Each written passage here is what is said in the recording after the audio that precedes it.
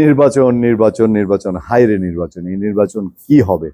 13 তারিখে তারেক রহমানের সঙ্গে ডক্টর ইউনূসের লন্ডনে মিটিং হলো, সেই মিটিং থেকে ফেব্রুয়ারিতে নির্বাচন। বিএনপি তো মোটামুটি টাকডুম একটা অবস্থা। এখনো এখনো তারা বলছে নির্বাচন হবে, আশা করছি। কিন্তু এর মধ্যে কত খবর দেখেন, পুরো গভর্নমেন্টেই চেঞ্জ হয়ে যাচ্ছে, বাংলাদেশে পুরো মানে রাষ্ট্রীয় কাঠামোই চেঞ্জ হয়ে যাচ্ছে। জুলাই ঘোষণাপত্র আসছে, ডক্টর ইউনূস কি প্রধান উপদেষ্টা থাকছেন, তিনি কি প্রেসিডেন্ট হয়ে যাচ্ছেন, না বেগম খালেদা জিয়া প্রেসিডেন্ট হচ্ছেন, কত কত আলোচনা সারা দেশে, রাজনীতিতে নতুন নতুন চমক। তার মধ্যে দিয়ে স্থানীয় সরকার নির্বাচন হতে হবে, জুলাই ঘোষণাপত্র সরকারের গ্যাজেট করতে হবে, নানান কিছু বিষয় টিষয় আছে। এসবের মধ্যে দিয়ে আমি গিট্টুটা কোথায় লেগেছে দেখেন, কোন জায়গায় প্যাচটা আছে, এই প্যাচ ছুটিয়ে কিভাবে 13 তারিখের তারেক রহমানের মিটিং বাস্তবায়ন হবে আমি সেদিকে নজর দিব। তার আগে একটা ছোট্ট খবরের দিকে একটু নজর দিয়ে নিই। ছোট্ট খবরটা ছোটই থাকলো, ডক্টর মোহাম্মদ ইউনূস আবার বলছেন আগামী নির্বাচন আগামী বছরের শুরুর দিকে। রুবিওকে অধ্যাপক ইউনূস কি বলছেন, তিনি যুক্তরাষ্ট্রের পররাষ্ট্রমন্ত্রী মার্কো রুবিও, আমি প্যাচের কথাটাই যাচ্ছি, প্যাচটা খুব সাংঘাতিক প্যাচ, গিট্টুটা আপনারা একটু ছুটিয়ে দিবেন আমাদেরকে।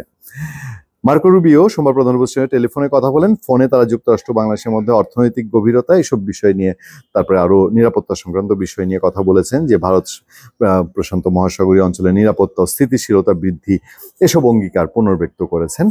এবং সোমবার রাত 7:30টায় মার্কিন এই আলাপচারিত হয়। সেখানে পররাষ্ট্র মুখপাত্র টেমি ব্রুসের বরাত দিয়ে বলা হয়, পররাষ্ট্রমন্ত্রী মার্কো রুবিও বাংলাদেশে অন্তর্বর্তী সরকারের প্রধান উপদেষ্টা মোহাম্মদ ইউনূসের সঙ্গে কথা বলেছেন।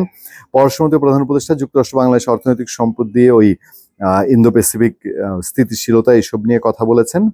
এবং একই সাথে তিনি স্থিতিশীলতা বৃদ্ধিতে অভিন্ন অঙ্গীকার পরিব্যক্ত করেছেন। তারা এই ফোনালাপ নিয়ে প্রধান উপদেষ্টা প্রেস উইং তারা জানিয়েছে 15 মিনিটের এই 15 মিনিট ব্যাপী ফোনালাপ ছিল, উষ্ণ সাংঘাতিক রকম আন্তরিক ছিল। এবং সেখানে প্রধান উপদেষ্টা আগামী বছরে বাংলাদেশে নির্বাচন হওয়া নিয়ে তিনি মোটামুটি আবার একটা নিশ্চয়তা দিয়েছেন। এবং এই নিশ্চয়তাটাই এই যে 90 বাংলাদেশে অনুরোধে পারস্পরিক শুল্ক ব্যবস্থা, সেগুলো নিয়ে কথা হয়েছে। এবং আগামী বছরের শুরুতেই নির্বাচন অনুষ্ঠিত হবে এবং সরকারের সঙ্গে রাজনৈতিক দলগুলোর চলমান সংলাপ দেশের রাজনৈতিক ব্যবস্থার কাঙ্ক্ষিত সংস্কারের সহায়ক হবে। 13 তারিখে তারেক রহমানের মিটিং এর পরে যে ব্রিফিংটা করা হয়েছিল, ব্রিফিংয়ে কি বলা হয়েছিল, সংস্কার এবং বিচারের অগ্রগতির সাপেক্ষে নির্বাচন।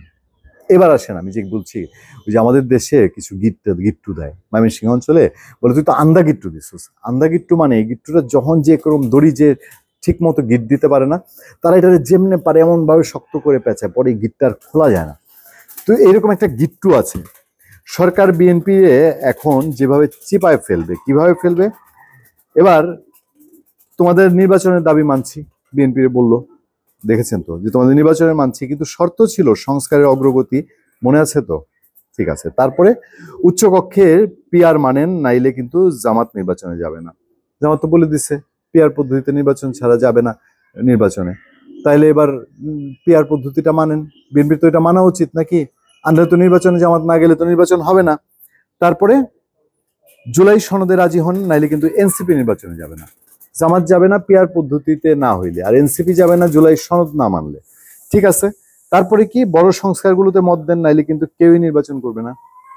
এখন বড় বড় আর যে সংস্কার আছে এগুলাতে যদি বিএনপি একমত না হয়, তাহলে জামাতও করবে না, এনসিপিও করবে না নির্বাচন। তারপরে কি হবে, এবার একটা নির্বাচন করবেন। বিএনপি যদি কয় আচ্ছা জামাত এনসিপি নির্বাচন আসার দরকার নেই, আমরা নির্বাচন করবো, তো সরকার বলবে আমি এটা মানি না। এবার কি হবে, এটার সমাধান কি? এবার কোন চক্করে পড়েছে দেখেন।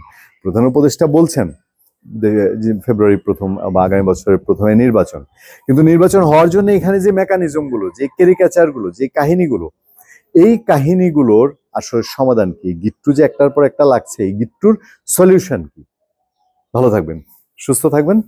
আপনাদের সাথে আমি আতিক রহমান পূর্ণিয়া। নির্বাচন নিয়ে আমাদের পরবর্তী কন্টেন্ট গুলো দেখার আমন্ত্রণ রইল।